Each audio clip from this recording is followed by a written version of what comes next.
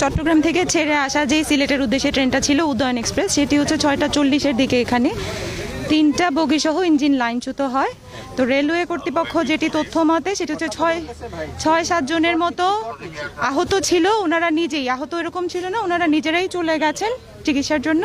আর বাকিরা ভালো আছেন, এখন পরিস্থিতি স্বাভাবিক আছে। তো ক্রেন রেল যোগাযোগ কালনি পাস পেয়েছে, কালনি চলে গেছে অলরেডি ঢাকার উদ্দেশ্যে ছেড়ে।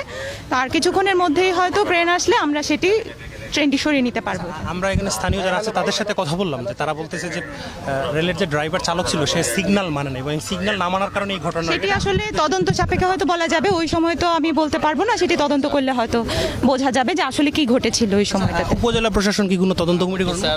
না, উপজেলা প্রশাসন এখনো এরকম কোনো হয়নি। যদি ঊর্ধ্বতন কর্তৃপক্ষের কোনো সিদ্ধান্ত থাকে তাহলে বলা যাবে। এই মুহূর্তে পরিস্থিতি কি স্বাভাবিক? উদ্ধার অভিযানের লাস্ট আপডেট আপনারা দেখতেই পাচ্ছেন। এখানে যারা বাকিরা ছিলেন, যারা আহত হননি, তারা নিজেরাই চলে যেতে পেরেছেন।